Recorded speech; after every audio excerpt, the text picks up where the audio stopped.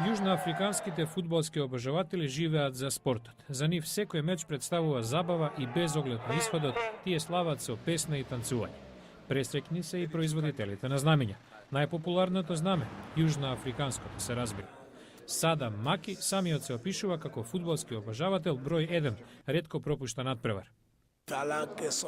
Сакам фудбал, роб сум на фудбалот, пијам фудбал, спијам, јадам со него.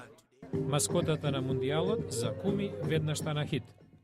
Вувузела ќе биде популарен предмет на претстојното првенство, иако креираше контроверза.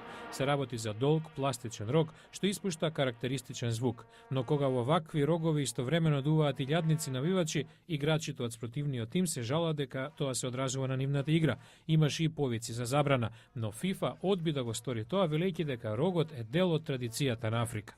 За светското фудбалско првенство е креиран и специјален танц, наречен диски, именуван по локалниот термин за фудбалот.